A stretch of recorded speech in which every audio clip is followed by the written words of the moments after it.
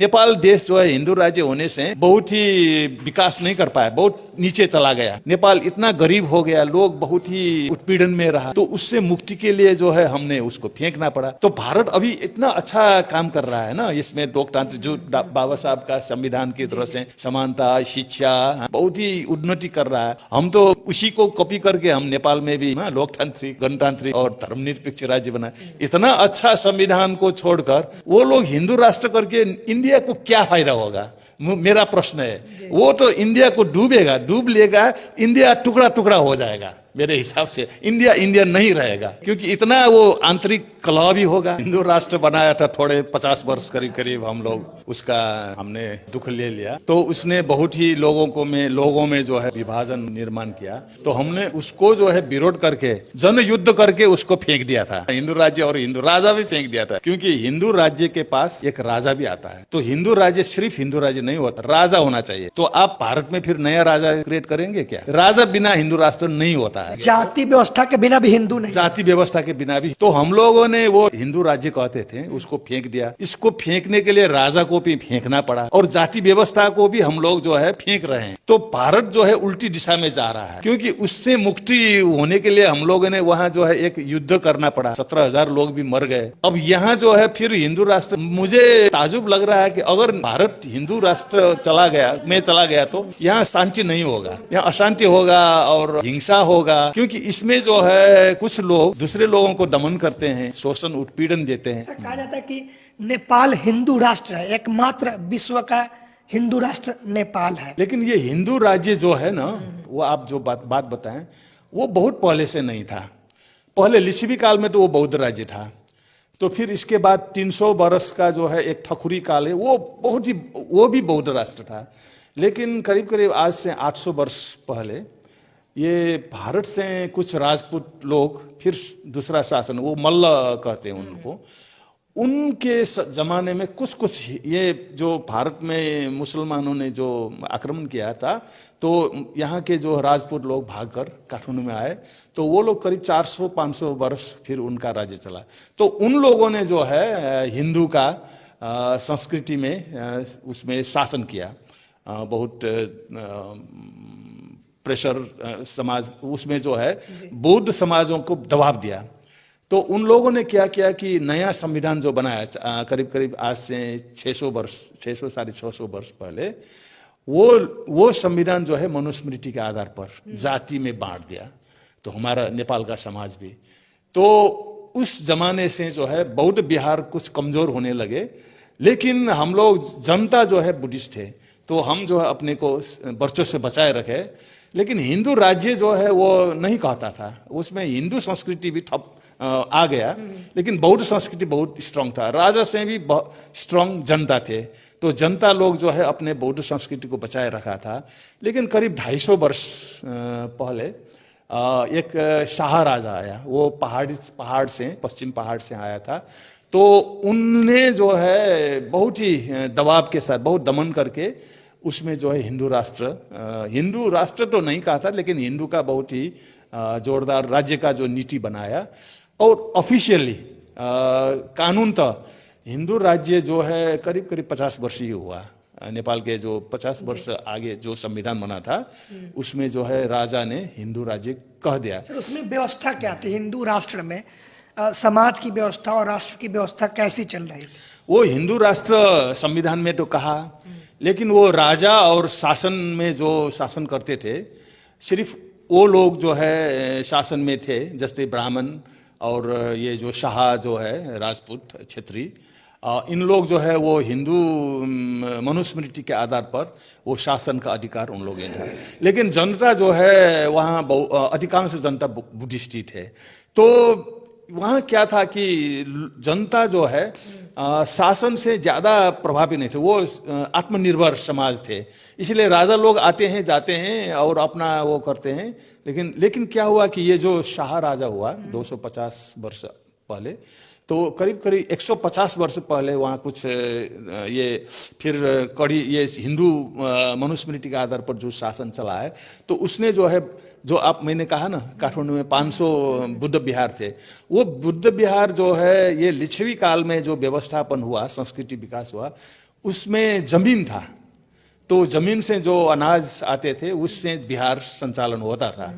तो ये जो 150 वर्ष पहले वो राणा शासन कहते हैं, उन लोगों ने वो जमीन भी छीन लिया, बिहारों का जमीन छीन लेने के बाद।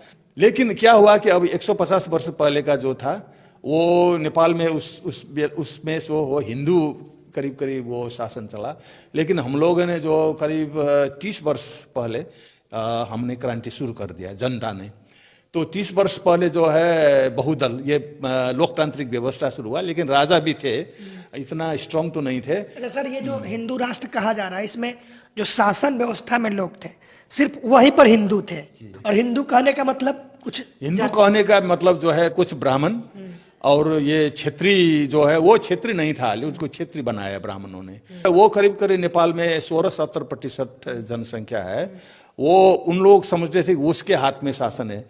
लेकिन अब जो है नेपाल में राजनीतिक परिवर्तन हुआ, 15-17 वर्ष आगे वहाँ एक लड़ाई, जनयुद्ध हुआ था जनता और शासन के बीच। उसमें सशस्त्र युद्ध हुआ, हिंसा, करीब करीब 17,000 लोग मारे गए दोनों तरफ से। तो राजा अपदस्थ हुआ। अब राजा जो है वहाँ नहीं है, अब हिंदू राजा जो कहते थे, हिंदू राज्य थे।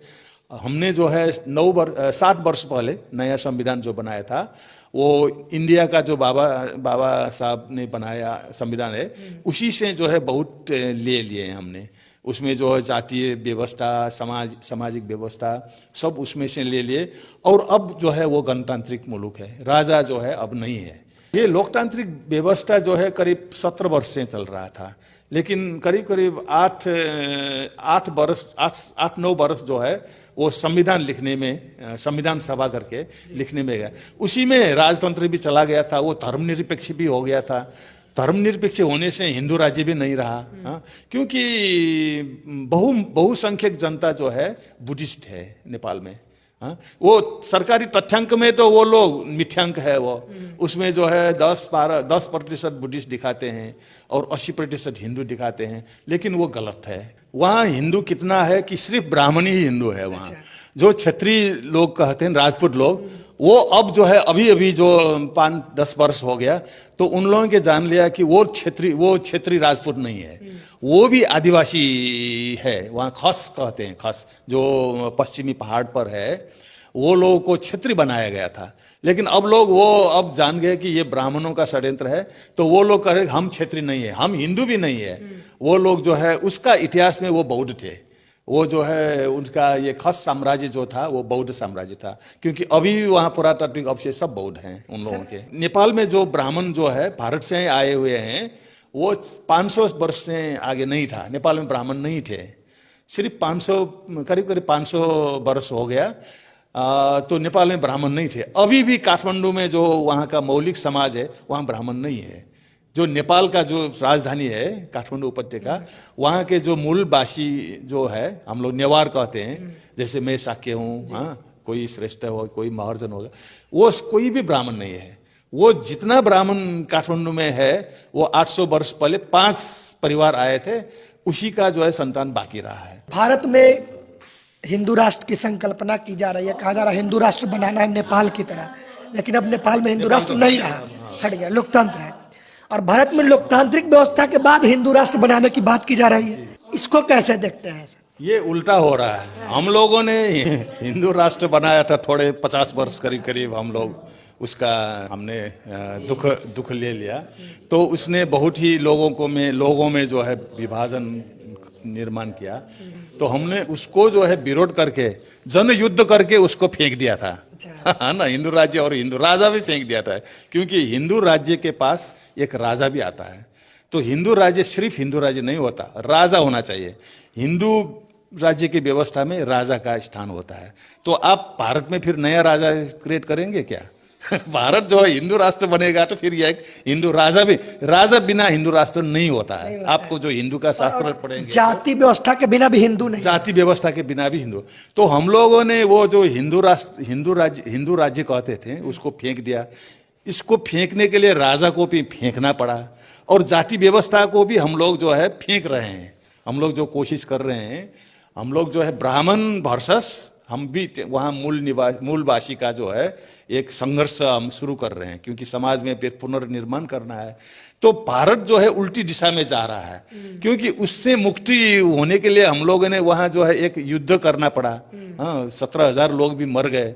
अब यहाँ जो है फिर हिंदू राष्ट्र कहने ले जाने के लिए जो अभी राजनीतिक पार्टी जो है बीजेपी है ना, वो जो है कर रहा है, वो तो उल्टे दिशा में जा रहा है। तो मुझे ताजुब लग रहा है कि अगर भारत हिंदू राष्ट्र चला गया तो यहाँ शांति नहीं होगा, यहाँ अशांति होगा और हिंसा होगा।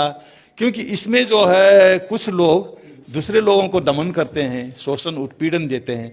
तो आज के जमाने में कोई भी शोषित उत्पीड़ित होकर सहकर नहीं बैठ सकते, क्योंकि आज का जो विश्व जो है लोकतांत्रिक उसमें है, सब समानता का वो करना चाहिए। तो भारत को क्या मिलेगा हिंदू राष्ट्र जानने से, मेरा प्रश्न भी है। क्योंकि हम लोगों ने बहुत नेपाल देश जो है हिंदू राज्य होने से बहुत ही विकास नहीं कर पाया, बहुत नीचे चला गया।